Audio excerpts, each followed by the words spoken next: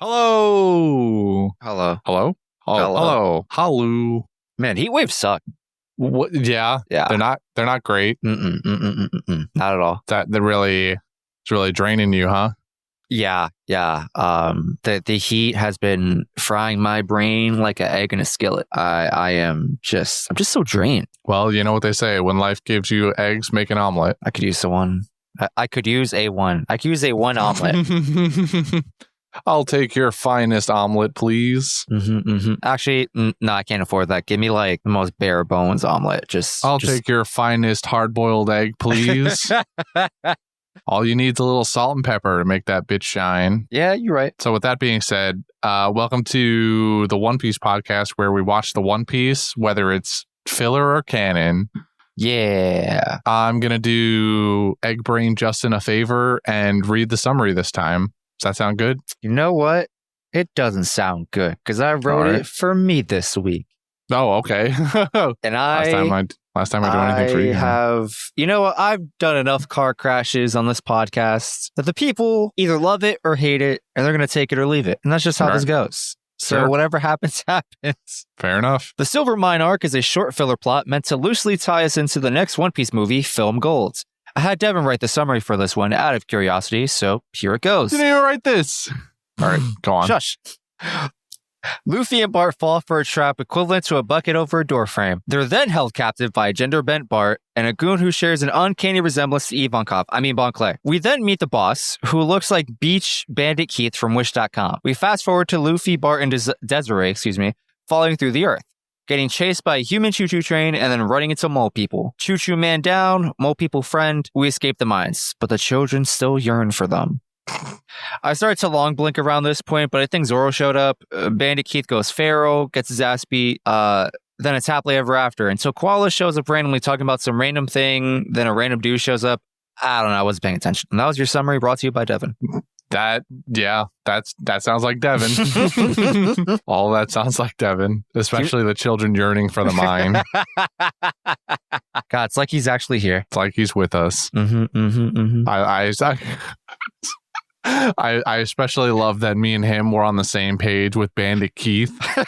I'm glad all three of us were on the same page. Bill and Bandit Keith. Although I also made the connection. Bill was very clearly based off of some rock and roll star that I couldn't remember the name of, and then I remembered it after a 30-second Google search. Oh, was Axl Rose. Nice. From Guns N' Roses. And then I risky Googled Bill from One Piece, and he actually came up.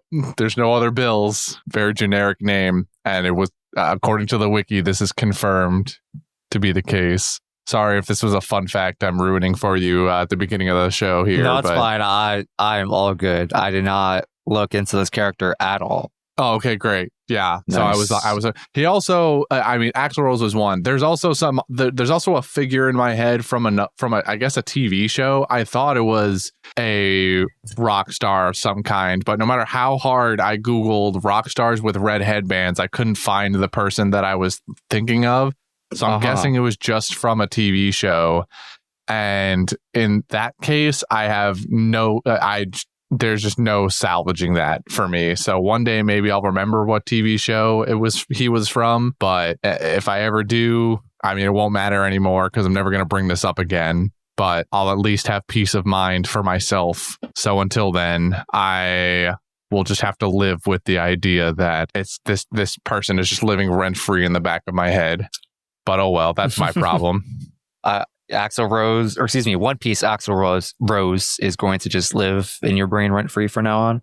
Yeah, and Axl Rose, and then the guy from I guess a TV show that I can't remember the name of, that this guy looks even more like to me than Axl Rose, but oh well. Interesting. Maybe I'll remember over the course of this podcast episode, but probably not. I don't know. I believe in you because on a somewhat similar vein, earlier last week, I just had something stuck in the brain. It was a song, but it was like a single word, if maybe a single line of lyrics. And I was like, where is this from? Like, what am I singing right now? And then today I wake up and I have a big brain blast moment. And I'm like, oh, I've been singing this tune of a Sleep Token song, and it's not the one I like listen to on repeat. It's which one am I thinking of? Chokeholds was the song that was just in my brain a week ago, and then it appeared to me in my dreams, revealed itself. What did you think you were singing? I no thoughts, absolutely no suspicions of anything. I just knew it was there, and I couldn't identify it.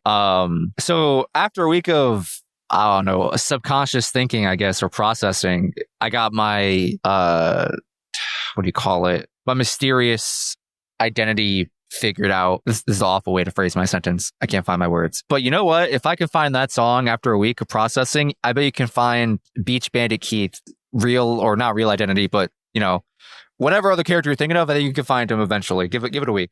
Well, yeah, one day maybe. But at that point, it won't matter anymore because we'll be past this.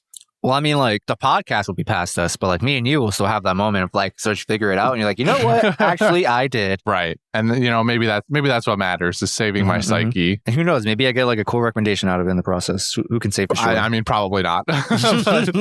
We'll see. We'll see. So, filler. I've got to be honest. I basically asked for this.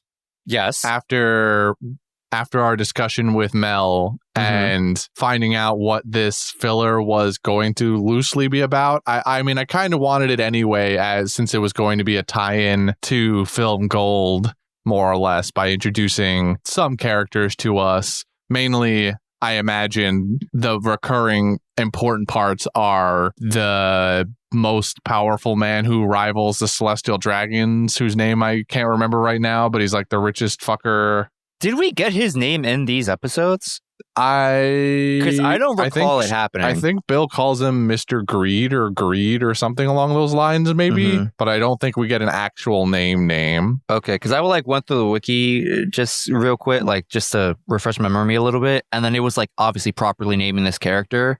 But the wiki or whoever works on it likes to go back retroactively and just kind of like full name blast the person. So like, let's say we met like a mysterious figure today. The wiki would have knowledge from the future and be like, oh, instead of just writing mysterious figure and then like hyperlinking it to the character page, it would be like, it was Joe Schmo. And I'm like, did we get Joe Schmo's name in the episode? I don't recall that. And I'm scared.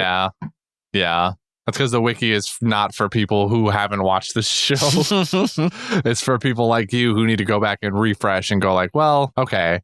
Right, that's when this happened. But when you need to know exactly what happened in the episode or stuff like that, it'll get spoiled. So like even the fucking mysterious fucking bobblehead looking ass motherfucker who just phases through walls. Yeah. I was very confident that we did not get his name for sure. Oh, we definitely did not. Okay. No, that cool. person's name is nowhere to be found. Which is a little odd because I feel like he of all people should have maybe been named at least once across like 4 episodes, but whatever. Just kind of shows up, walks through walls, makes fun of Bandit Keith, and then fucks off, refuses to elaborate and leaves. But anyway, I basically asked for this, especially with the knowledge that I would get more Bartow content. And to be fair, I did get more Bartow content, which is good. I enjoy Bartow content. And not only that, I got childhood friend of Bartow content out of Desire, who is basically Bartow Light.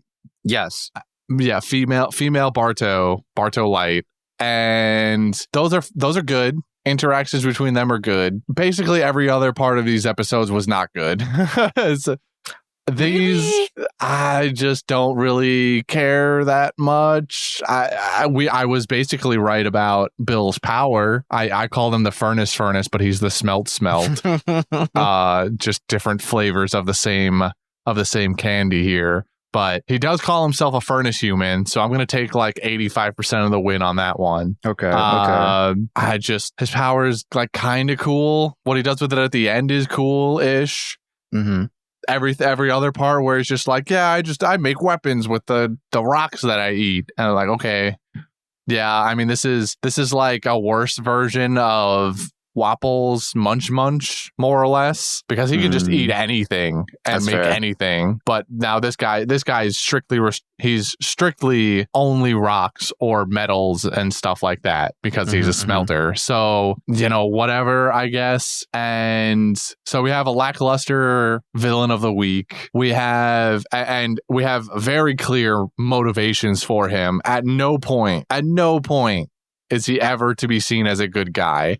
When they have the moment at the end of like 749, I think, when Bill reveals that he was the one who destroyed Desire's friends and all of the other parts of her boat gang. Yeah. And it's supposed to be like a huge reveal for the characters it is. But for me, I'm like, like hand over mouth, like, oh my, didn't see that coming. Not like I saw the shadow of this giant fuck off island in the background. Audible gasp. What?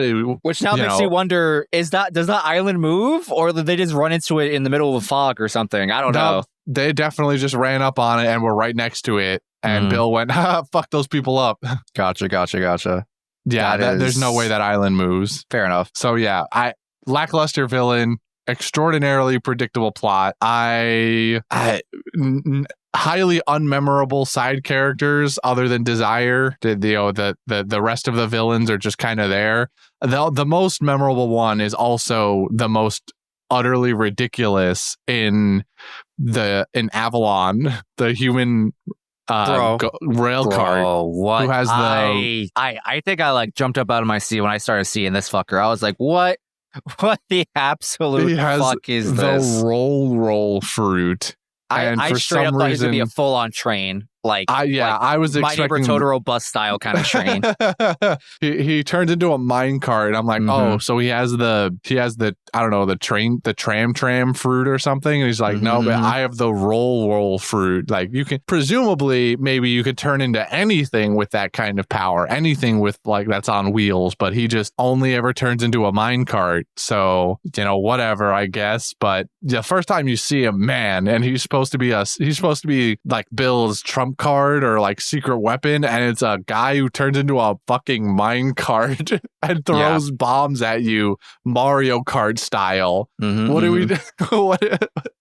It's funny, but like utterly ridiculous. And I'm like, what is happening? This is like one of the most One Piece things I've seen in a while. Yeah, it is. What the fuck? What the fuck is simply all I could say. Like, what the fuck, man? I got no words, bro. I'm at a loss. He's completely at a loss. And yet you kind of like these episodes, don't you? I did enjoy watching these, or like at the very least I didn't hate them. Like just seeing Barto on the screen was actually really enjoyable. Just seeing him, like, he's just having a good time being there for Luffy. Yeah. Also, I really like Desire. I just really like her character design. Just a beautiful woman with red hair and blue eyes. And also that coat she's wearing is sick as fuck. True. She's just got it all, man. Yeah, I mean, when she first shows up, I mean, this also kind of goes to like the predictable part of it too, because she first shows up and is attacking the Straw Hats, or what's left of them, on Barto Club boat, and you get kind of a close up of her, and she's got kind of the same cowlick style haircut that Barto has, and you're like, wait, what's going on here? Is this, at least I did anyway. And then they have a moment when the two are captured and they're towing them back to Bill's island, where I don't know if it's Desire looks back at the two of them or Barto looks up at her and goes like, wait a minute. And I'm like, oh, okay. So this really is a thing then. This isn't just like coincidence. This is, at first I thought sister because similar haircut, but then they go childhood friend route. And I'm like, oh, this is fine. Still basically the same thing, but she's filler character anyway, so we're never going to see her again. But yeah, that makes me a little sad. Yeah, I bet. Especially when I think about Grandma, bro. Like, is Grandma canon? I know. Dude, I wanted more Grandma, man. That's what I really needed out of this. They're talking up Grandma this whole time. Grandma's got to be real. Has to be. I hope so. Because come on, man. I want to see Barto Club in the future consulting that phone more often. I also hope they get a navigator. Grandma. I'm sure Grandma's gotten them by so far, but like, to quote Usopp, how have you made it this far? Yeah, that it's they're like, we didn't ever picked up a navigator because we've mostly been a land-based gang up until this point. Like, okay, interesting indeed. But it's all right. We got grandma. Grandma's on the case, bro. Speaking of Usopp, and this is gonna be a really weird thing to say. Okay. So during the scene where Luffy gets captured and he wakes up in his cage or whatever, there's this Desire and her remaining members of her gang. And they're all variable heights. I see the two like taller ones immediately, and I'm like, okay, whatever. I did not see the short one for a while, and so there's a particular like frame during Desire's conversation with Luffy. Has Devin got you calling her Desiree? Yes.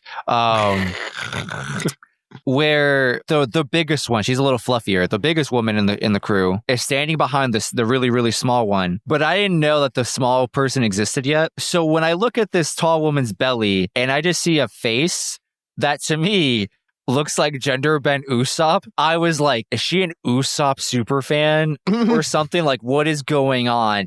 And then I see the face on her belly button move, and I'm like, what's going on? And then she's eventually a Teletubby. Yeah, I was like, what's going on here, man?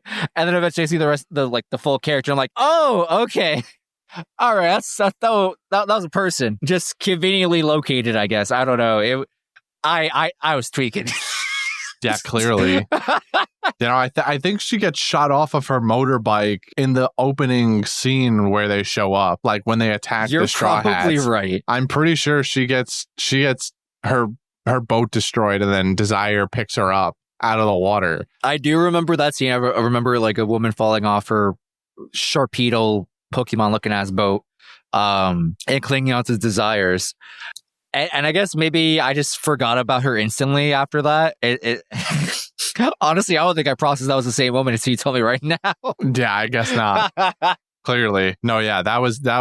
I'm about 99% certain that was her. That sounds right. Does it matter? Not really, because they're a non-issue to the entire plot. They are used for 5 seconds as a threat to Desire, and then they just get relegated to the background as we get more screen time for the characters who actually make these episodes decent or fun. So, whatever. They serve as Desire's motivation for and getting Luffy on her side, because she fights for her friends and just loves her friends all the whole thing, and wants to get revenge on Bill for her friends, and so on and so forth. So does it matter that much that you totally forgot about her? No, not really. Not even a little bit. I really wish someone was in the room with me when they saw me just freaking out. It's like, what am I looking at? God, what a moment that would have been. Actually, though, this is like Devin always says, where we need to have someone recording with OBS at all times during our regular interactions. We just need to keep a GoPro attached to you or in your room at all times. Going back to your comment about like me liking these, I definitely liked the first 2 episodes. I think they were kind of dense in my brain, at least, of just like content. And the last 2, and I'm like, did we need to make this 4 episodes? We could have made this 3 for sure. Oh, for sure.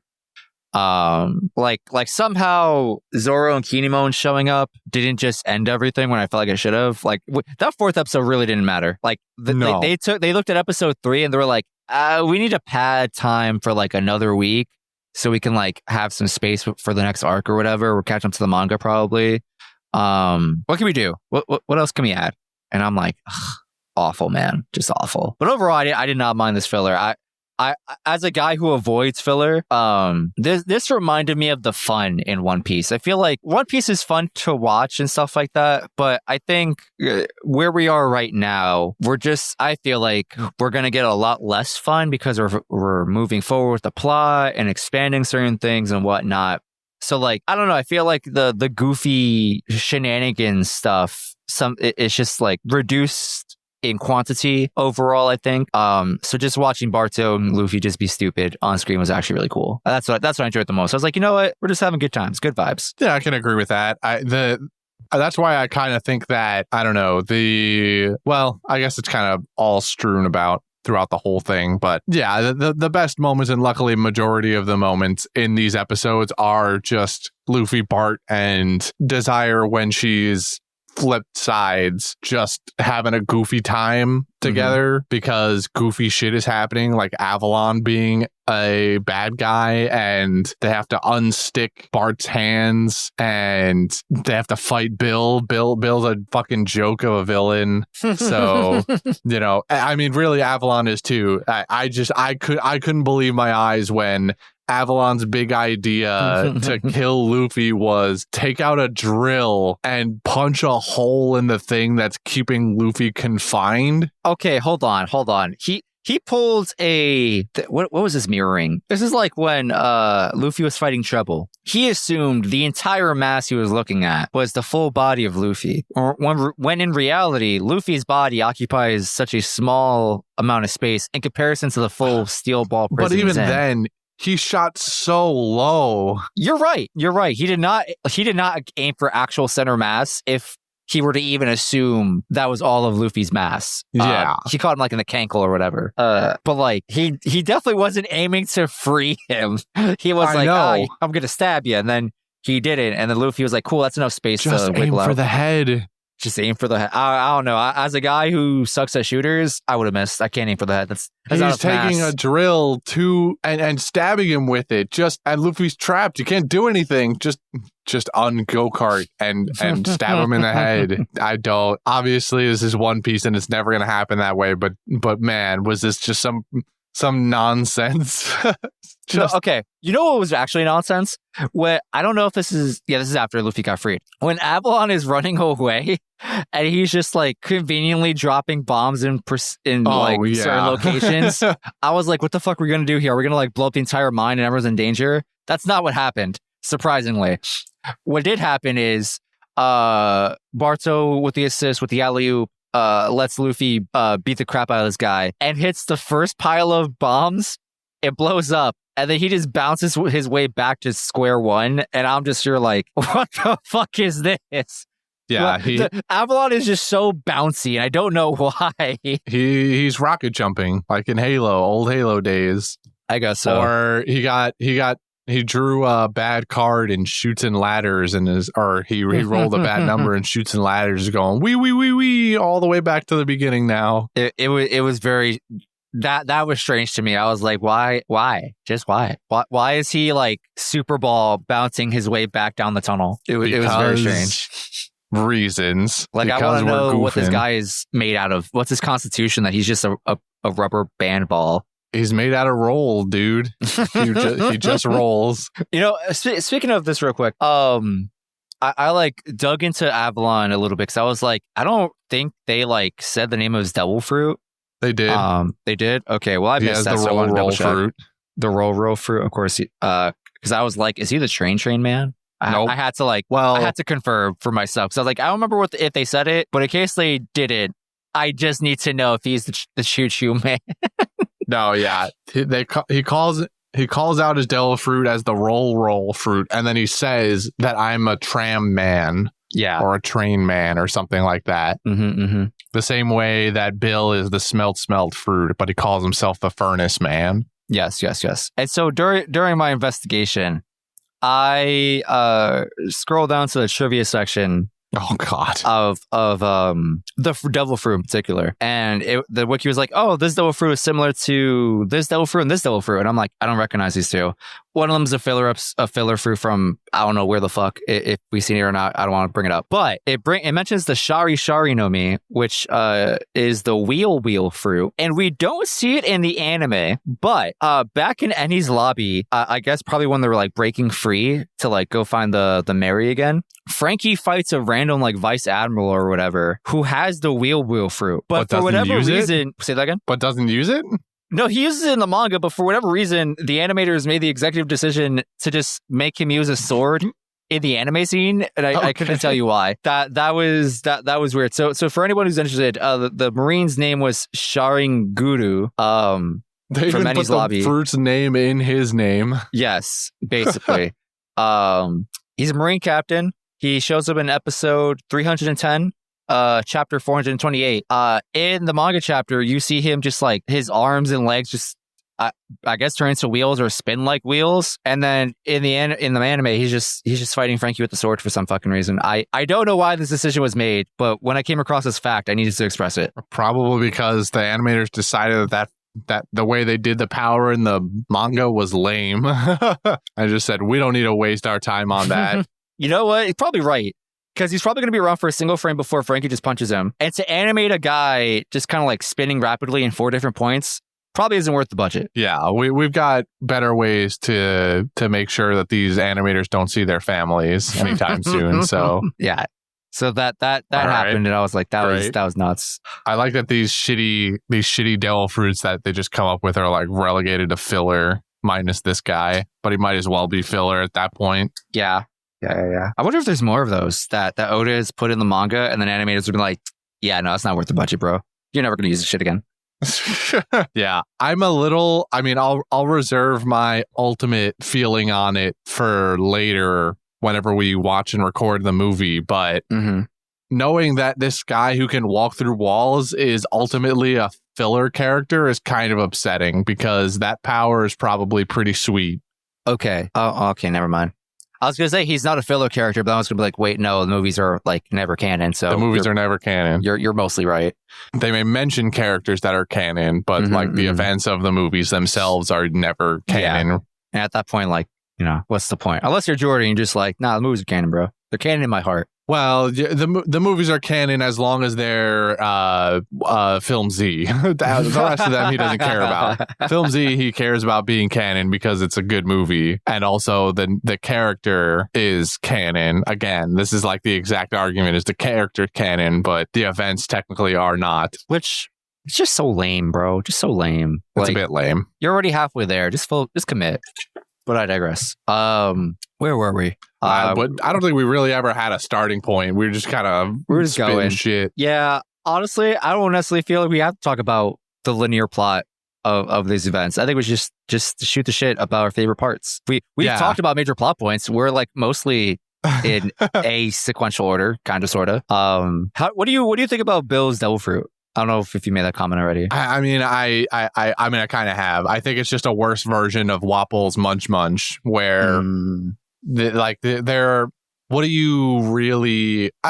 again, the evolution of his power, where he just like eats a fuck ton of ores and then becomes so hot that things around him start melting, and he can shoot molten silver at you. Like, okay, this is like kind of cool, but the base way he uses it, where he just reaches into his stomach and pulls out metal fabrications, usually swords and other weapons, it's just like, I'm sure this is, in all honesty, this devil fruit is really no better than Baby Five's until he does the Hulk thing at the end. His devil fruit is no different than Baby Five, where he just makes conventional weaponry of the world. It doesn't mean anything to me. You're kind of right, and I kind of hate it. I was kind of feeling Bill's fruit until you said that. I was like, oh, it's just like a worse version of Munch Munch. I'm like, I can live with that. I feel like this is just like unique enough where I don't care about that. And then you're like, nah, it's just the weapons fruit, but worse. And I'm like, you're right. Well, it's the weapons fruit, but better in my eyes. Really? Because he can do the Hulk thing at the end. Okay, that's fair. I guess in my head, I was like, yeah, but he needs to like find and use resources to like be Baby Five. Also, I have to know, does he like the taste of coal or whatever the fuck he eats? Oh, dude, I've thought about this since Wapple, about like whether like, do they taste the things that they eat? Now we have a second. I think this is only the second version of something like this, where they consume and then use the whatever it is. So I was reminded of that. I was like, he eats a fuck ton of rocks, dude. Like he eats that shit like candy, and I just can't help but sit there and go, do you now like the taste of this stuff because it's your devil fruit? Or in the Munch Munch case, where you're just able to eat anything, like does it at least nullify those splinters you would eat from wood, or what? I don't know. I really wish I had the answer to this. Yeah, definitely that. Somebody needs to SBS Oda on this shit. Oh, dude. Fuck talking about Hody Jones and his 2 shark appendages. I don't care about. I don't care about Hody Jones. Give me Bill. Give me Bill. Tell me about Bill and whether or not he can taste the charcoal and iron ore and silver ore that he's eating. That's the content I really need. I need to know. So it's anime filler. As far as I know, actually, this Bill doesn't show up in any manga, but I need to double check now. Bill One Piece. I mean, I would imagine not. Just gotta double check. Okay, cool. It does not. His name doesn't even pop up. Great, beautiful. Can Oda even be an authority on Bill? Surely. Surely. Because in my brain, Oda didn't come up with Bill. The animators did. So we need to SBS the animation team. Whoever needs to be SBS, then we need to get on it because I need answers. We can SBS him on Wapol still. I feel like that basically gives me the same answer. Yeah, that's fair. That do be true. True. But whoever I need to consult on this, I need. I really should look into how to do an SBS. We should really just do that. See if we get lucky, get chosen. Yeah. One day. I'll work on it. Among the many other things I said I would work on and then have seamlessly forgotten. Of course. Not enough storage in my brain. Time to upgrade. Definitely that. I need a new brain. I'm in the market for a new brain. Anybody selling a higher storage brain by chance? Maybe a 1 terabyte could use that. Yeah. What else to talk about? The quote unquote tie-in to the movie is at the very end where Koala shows up out of nowhere and observes this place called Gran Tesoro, I believe was the name of the thing she's looking at. And then we meet the presumed big character from the movie. Wait, sorry. I know you're talking about the plot of the movie, but I had to quickly Google how much storage the human brain has.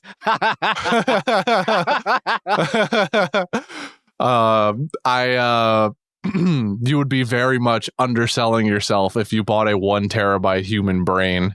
That would be like right now if you bought a floppy disk for your PC to use as a storage drive, because the human brain can store up to I have no idea. I've done nothing but do a preliminary Google search, so I did not delve into the science.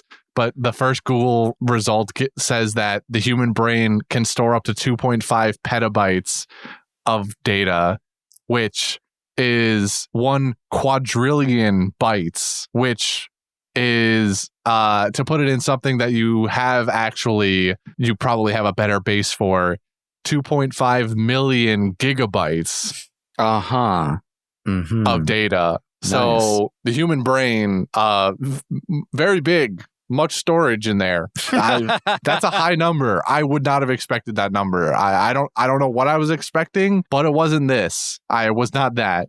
That's insane. Okay, but that has to be for when you use 100% of your brain. I'm definitely not using 100% of my brain. So what are my odds looking like after that consideration? I don't know. I really, to be fair, that's still kind of representative of a computer anyway, because computers will say that they have 1 terabyte's worth of storage space, but then a decent portion of that is dedicated to internal programs and stuff that you can't uninstall. So when it says you have 1 terabyte of storage, you actually have 850 gigabytes. There's 150 gigabytes there that you just don't get to have access to because it's got all the processing information and background shit that your computer needs to run. So your computer is not even using 100% of the memory that it says it has. God damn. We really are machines. Yeah, I gotta look at this. I might actually continue to Google this after we're done. That's kind of cool, actually. I wonder how they get that number from, because I imagine, I guess it just has to do with electrical impulse through the brain, because there's no way you can actually gauge what the size of a memory is in megabytes or something or probably gigabytes or terabytes. But either way, that's how I feel about. I forgot how this conversation unfolded, but at some point I came across discussion about how much data is or rather how much data is a single strand of DNA. And if you were to put a single strand of DNA onto a floppy disk or whatever, something equivalent to that, how much data is he using? And I don't know the number, but I'm sure it's really high. And I'm just here how do we know that? I love science because it's great at explaining things, but then there's just certain things I just can't possibly understand due to just lack of preliminary knowledge or like prerequisite knowledge you would need to even like get that far in the conversation. And I'm just like, wow, bro, wild. I don't know how we possibly like discovered or understood any of the things we know about the world. Yeah. So because you said it, I Googled it, and I mean, this is giving me much more conflicting information, just based off of this like Google AI overview thing that they do now. Oh, just don't look at sometimes that just bullshit. It's like cool to reference. And you scroll down I know further. that's what I mean. Is like this is just like so utterly worthless most of the time, unless it's an entirely you gotta like well-known fact check the HI. You gotta the HI. Yeah. You gotta fact check the AI every time. It's like, okay, that sounds right, but let me keep scrolling to make sure you didn't just make something up. Yeah, this one's giving me way more variation on number.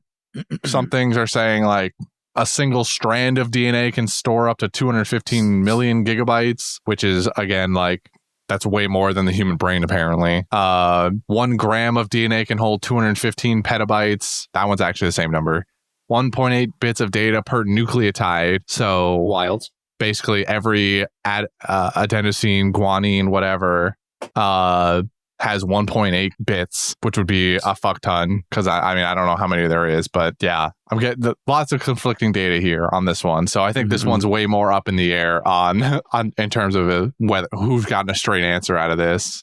Anyway, thank you for a TED Talk, by the way, for all the listeners out there. I hope you enjoyed this science section. So yeah, film gold tie-in. Any thoughts about this place we vaguely saw, or this gentleman we vaguely saw? I mean, the place is clearly Las Vegas on steroids on an island. Oh, okay. This person is clearly amassed. Is compared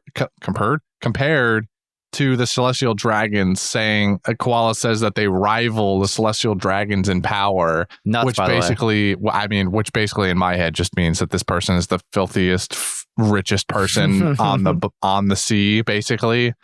So, and I think that might be backed up by the title of the movie being Gold. So, and not to mention everything about the island that we kind of see is mostly clad in gold. So I'm basically looking here at this person is just filthy fucking rich and can buy their way into and out of everything. So, I'm not sure how we're going to end up here, because nothing about the filler really leads us to believe that they don't get into a situation by the end of the filler that's like, oh, now we got to go to this island where the rich fuck lives. What do they call it? They named the island at least. Gran Tesoro, which is either the name of the island or the name of the town, whichever it is. They are going to end up there somehow. My loose guess is maybe Sabo calls in a favor, since we've got the Revolutionary Army here, or at least Koala and that their ship's worth of people. So maybe that's how this goes down. Because otherwise there's really no connection on how they get there. I'll say unless they get stolen again, I guess it's entirely possible. A lot of these movies just have the one or a couple or the entire crew just get stolen by somebody, which is how the filler started, but there's no stopping them from doing it again in Gold. So that's neither here nor there, I guess. We'll get there somehow. I will say, and this is maybe gonna hurt a little bit, but when we see the face of the guy, my immediate thought was, is this guy related to Senor Pink? Because he has the same voice, I think. I wasn't even necessarily hung up on the voice. Got the same looks to me. Not the hair, obviously, because I think this guy was blonde, but same kind of facial structure, same skin tone, same pencil mustache. Did Pink smoke cigars? He had cigars in the backstory, right? Maybe. I feel like he did. That sounds right. But I also don't remember entirely. Also same. So all of these things were giving me Senor Pink vibes, but blonde, and also way richer. And I was like, okay. I mean, I kind of doubt there will actually be a connection here, but maybe there is. I don't know. There's a lot of similarity in facial features, so like maybe, but I don't know. Feels like it would be kind of weird, but also it wouldn't be the first time, I guess, that we got relations that meant nothing because not canon. So, I definitely did not pick up on what you just put down. I definitely just thought to myself, he has a similar voice as Pink, I think. That's as far as my intuition went. well, I feel maybe even stronger now about them being related since we've connected two entirely separate things to Senor Pink based off physical looks and then his voice. So I don't know. Maybe there's something here. Maybe we're cooking. Can you Google that guy's voice actor? Sure. So we go Senor Pink. I've got the Japanese. His name is Kazuhiro Yamaji. Kazuhiro Yamaji. All right. He's got a wife and 2 cats. Love that for him. All right. Hold on. Give me a second. Scrolling. Animated. One Piece. He's voiced Senor Pink. Where's that movie? Shirley Punch Man. Hold on. I feel like you should just Google the guy's name from film Gold. You know what? You're absolutely right. It'll probably get you a faster result. We have... Where's your voice actor, buddy? Yes, Kazuhiro Yamaji. There you go. Sounds like Pink, looks like Pink. Must be Senor Pink. Oh, what if it was though? We just somehow we got out of prison or escaped the Marines, and it's just Senor Pink. I'm looking at his face in this wiki, and I'm just here like, I don't see the similar facial structure. Can you send me the picture? I don't know. I don't think I can send you the exact same picture I'm looking at just because it's probably from the movie. Enough. Well, either way, the one shot we get of his face, he looked reminiscent of Senor Pink. So maybe it was just the angle that they gave him. Mm-hmm. His mustache, I think, didn't exactly match Pink's because Pink has just kind of like two little lines under his nose. I think the guy in this movie he's got like a full kind of like thin Hulk Hogan looking thing. If I remember correctly, I'm kind of basing it loosely off memory now, but yeah, I don't know. I'm also not talking about Dressrosa Senor Pink. I'm talking past Senor Pink. Yeah. Flashback Senor Pink. Mm-hmm. So anyway, we'll see if that wild aluminum tinfoil hat theory comes to pass. Yeah. Man, I really want to know what Devin thought about this. I mean, I'm sure he enjoyed Barto content like we did, but I'm willing to bet that he got bogged down by the rest of it, like the whole time we spent in the mine shafts and talking to the random miners. Yeah, definitely that. Yeah, and they really do just kind of insert Kinemon and Zoro into that one point just for them to fuck off again. Like Kinemon teleports in, cuts that fire in half, and then just goes, all right, see ya. Yeah, Zoro gets his comeuppance for getting covered in sticky glue. Kinemon cuts fire. Cool scene. Yeah, it was definitely a thing. But yeah, really, I want to see, I mean, I'm interested. I should say also back on Mr. Greed, as I'm going to refer to him as, or maybe I'll just call him Gold, Mr. Gold. Gold here, I'm mildly interested at least to see exactly how this plays out. And hopefully there is more to why he's referred to as someone who can rival the Celestial Dragons in power. He's known as the monster of the New World. When they said that, I thought they were talking about Kaido the entire time. It very much feels like they're talking about Kaido, but they are not. I was expecting it to be Kaido, half expecting it to be Kaido, but then it's this guy. So yeah, I also want to see more of the guy who can just walk through walls too. Maybe that's all of his power, but I mean that's fine. Being able to walk through and phase through walls and matter is it's pretty cool. Pretty broken. Yeah. Doesn't seem to be able to use it like Mirio from My Hero, but that's kind of because it's kind of different, probably. I guess we'll find out in the movie when we get to it. I guess so. Random question. So they in the filler they say next stop Zoe, right? I guess my question is like, how do you think like Barto is out like next set of canon eps, or is he like sticking around for a little bit longer? It seems like he's going to stick around for a little while, given that he is the one ferrying them to Zoe. I'm sure he's going to want to stick around. I guess maybe there's a chance that Luffy shoos him away and says like, all right, this is our thing to deal with now, but I don't know. Or maybe he gets chased off by Big Mom or someone of Big Mom's caliber, like one of her crews has a ship of their own. It's not just Big Mom's ship. Can have like commanders that have their own ships or captains have their own or something like that. I don't know. It seems like taking them to Zoe, that he'll be sticking around for a little bit. But if he even stays through all of Zoe, I imagine whatever comes after Zoe will be losing Barto after that somehow, whichever way it goes. I hope he sticks around. It's good time. I mean, I do too. I love Barto, but it's not all good things can't last forever. Nope. And hey, maybe we'll get more grandma content. Yes, that's what we really need. That's what I really need Barto for now. So is there anything else to really talk about these ups? No, don't think so. I think we've done a pretty good job of almost not talking about it. For talking about it for about 15 minutes, and then the storage capacity of the brain for the rest of the time. Yeah. So next week is to be decided. It's either going to be the movie or it's something to fill in a gap before the movie. So you'll find out when we find out. Yeah, one of these will be true. Just know that it won't be canon episodes. And the reason we would maybe do some filler nonsense thing is because like a tier list or some cover story stuff is because Brendan really wants to watch Gold with us and record Gold with us. So we will see what happens. Fun fact, excuse me. Film Gold is the only One Piece movie I've seen, like prior to like this whole podcast thing. Of all the probably like 13 movies back then, that was the first one and only one I've seen at that time. Like the one that came out when you were getting into One Piece? Is that why it happened? Maybe. That might be true. Yeah, that's probably right. I think so. This movie came out right after Dressrosa ended, and that's about the time I was like starting to talk to other people about One Piece, like become like a fandom member kind of thing. So that's probably right. I probably just like, heard about it. 2017. Yeah, that sounds about right. I probably just heard about it through the grapevine. Or 2016. Maybe I think the US date is 2017. I think Japanese probably 2016 release.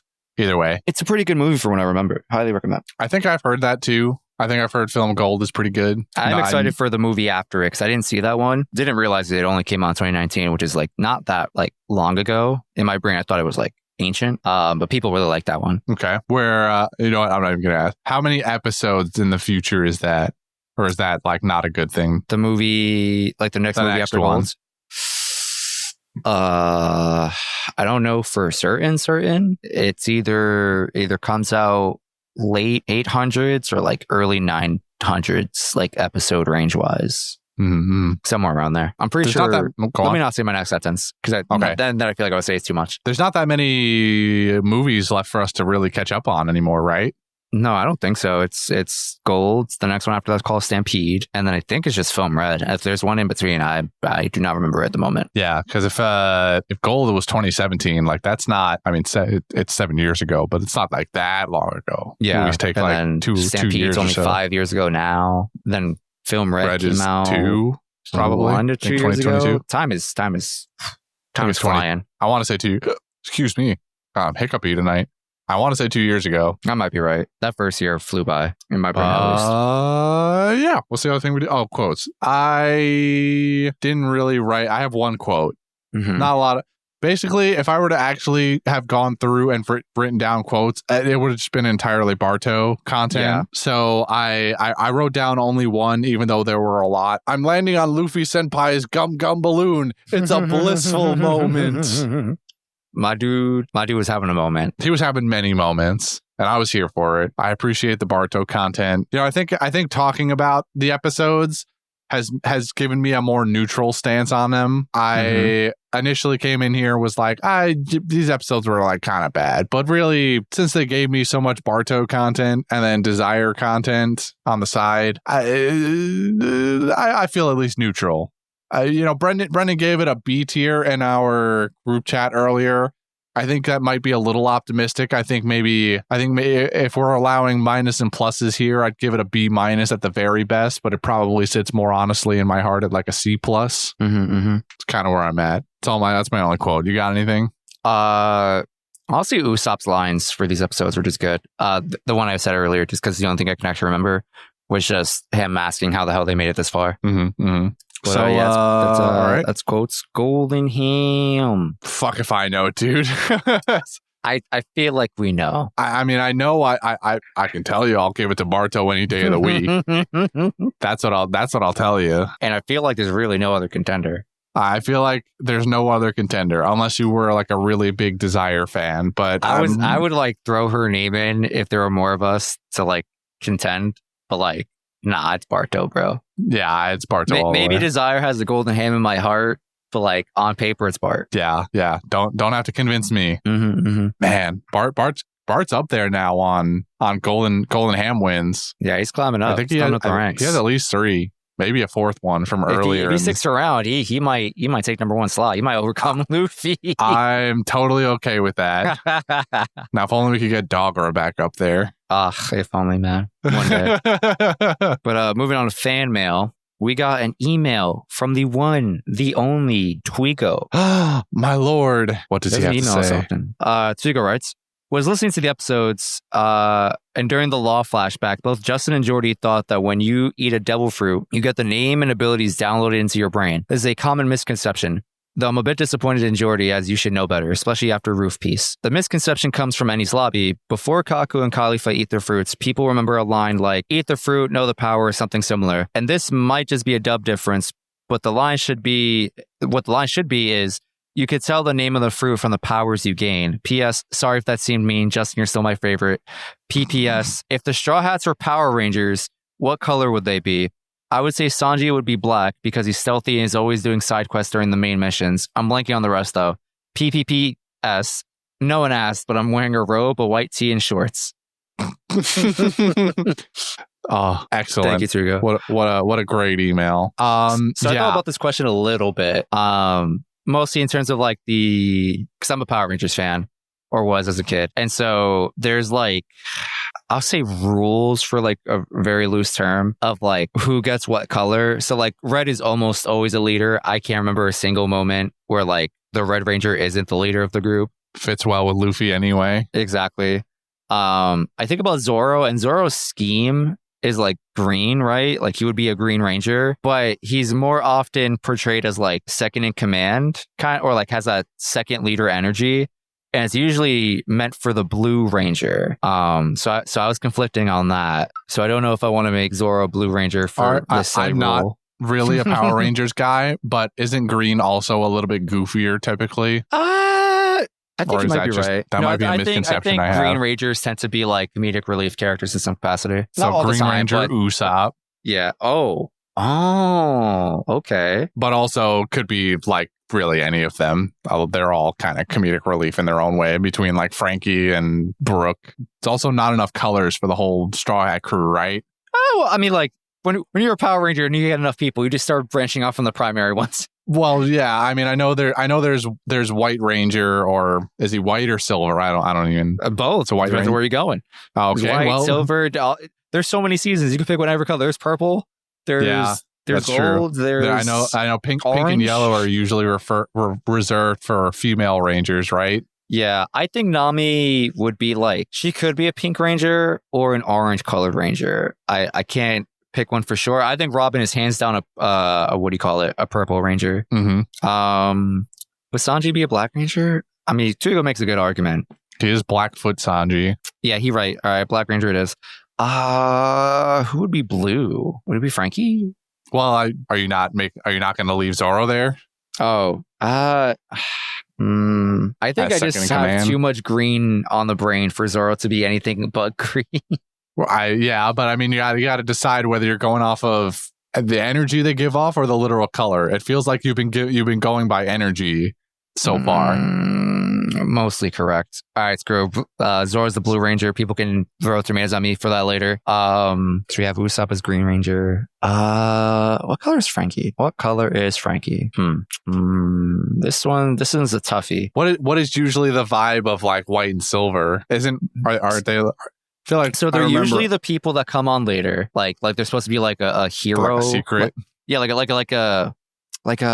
like, oh man, the 5 base Rangers are getting their ass beat, but oh no, there's a 6th Ranger from the top rope. We have no idea who this guy is. Which, yeah, I mean, you could describe anyone in the crew at any moment, but would I describe that as Frankie as like a white/silver Ranger? Because I'm trying to think back like to Eni's lobby where he played a really large role, and I feel like his impacts on One Piece was maybe just a little bit grander than anyone else on the crew, if you know what I mean. So maybe he does fit something like that grandiose. He also, to help your point, we have General Frankie. Frankie would be the one guy who would join the crew and have his own Megazord. Yeah, Frankie's a quote unquote other ranger. We'll just make him white for the sake of it. Where do you put Brooke? Yeah, Brooke and Chopper left. I forgot about Chopper. Yeah. Is there a mascot ranger? Don't they have companions sometimes? Yeah. They have companions. So not Zora. What am I on about? Chopper would definitely be like an alpha. So like some type of robot assistant or like whatever the quote unquote alpha of. No, poor Chopper, dude. Hey, listen, Alpha was like pivotal and whatnot to the Power Rangers franchise, right? Like Alpha was the GOAT. There is no disrespect on Alpha's name. I want that to be very clear. Sounds like he's getting more respect as a Power Ranger than he does as himself in One Piece. Listen, he's a doctor. They respect him plenty. What do you mean? He's only got 100 berry bounty, man. He's just not a combatant. That's all. They're sleeping on my boy. God, there's a lot of colors in the Power Rangers universe that they're just so like, they're not like the main ones. Like they're very specific, tailored to like internal just system. Relegate him to like an orange one and call it a day. I don't know. I guess we give Brooke is there a light blue ranger so that maybe you can at least be ice power? Have I seen 2 blue rangers on the same team? You know what? Yes, I have. There we go. Power Rangers Ninja Storm, there was the like navy blue Thunder Ranger and then the quote unquote plain blue, but she was like a sky/baby blue color. I'll take it.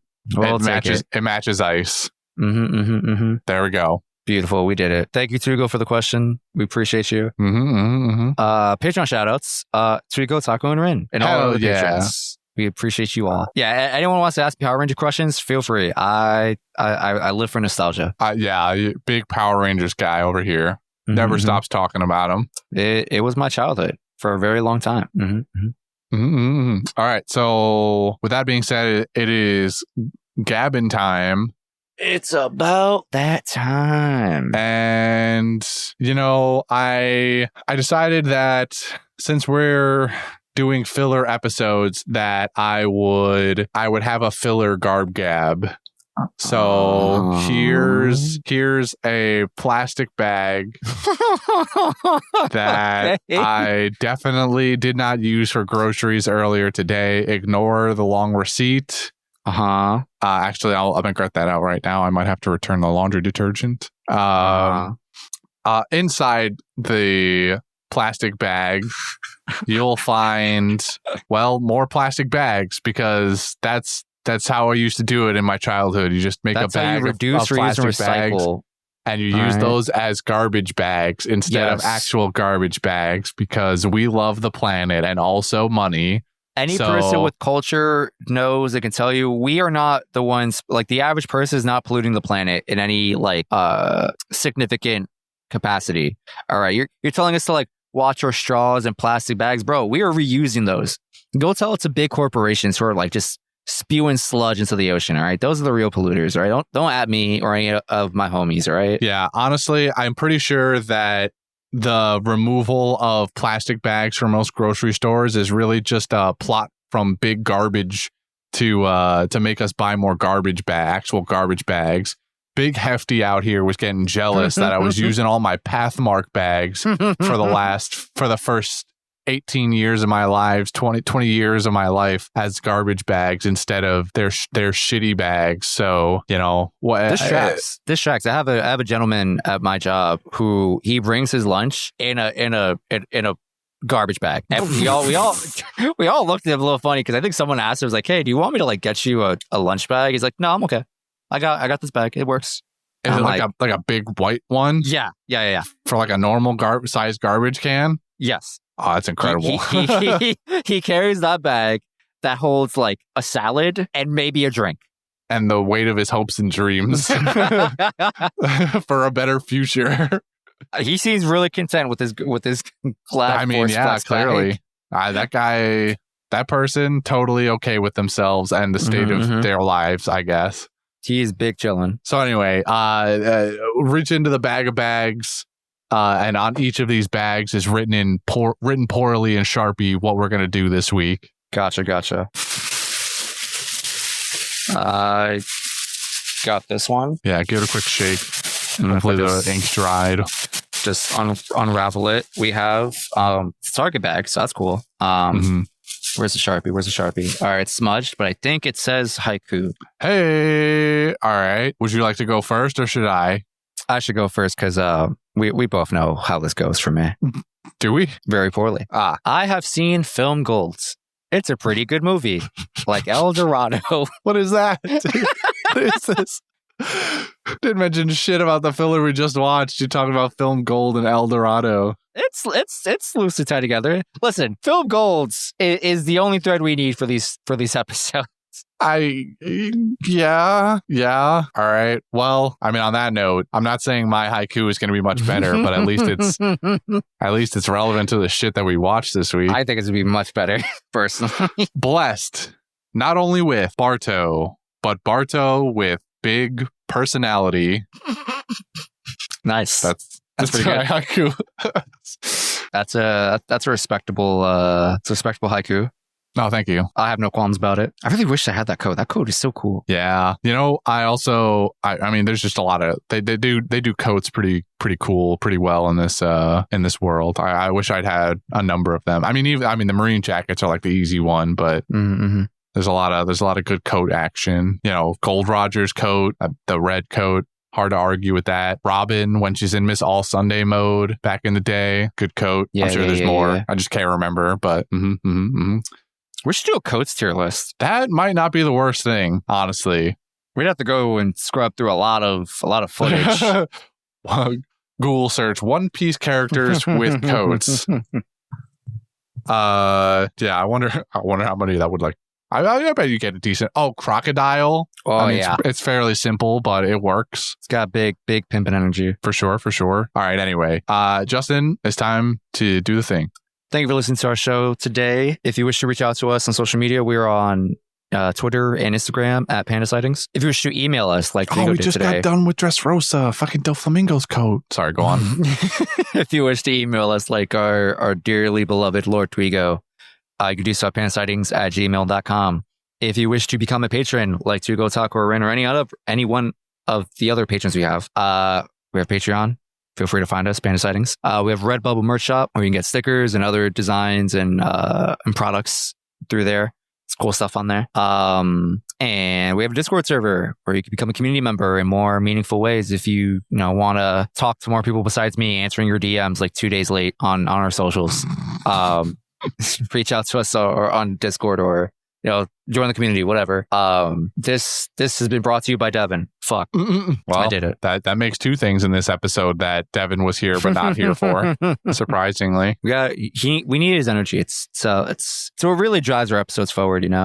Is it? I know you told energy, us it's just not as enjoyable. I mean, I feel like this was pretty good. I know that you told us that the last episode that aired, people were really into me and Devin alone doing stuff. But I feel like there's good energy here. Yeah, so for all the people who are listening, this is where we formally announce that we're doing a brand split.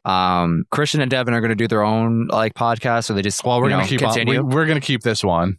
Yeah, they're going to keep One Piece of Lime, and then me and Brendan are going to go make the Patreon exclusive recent content where we give you chapter updates and breakdowns and just theory craft and all that good stuff. Just all the recent stuff, episodes 1100 plus, chapters 1100 plus. You want that kind of content? You want the more recent stuff? You want the goodies? Come to us. What are you going to call it? That's a good question. We haven't workshopped it yet. Most cases, Brendan hasn't been here, and I don't like making decisions unilaterally.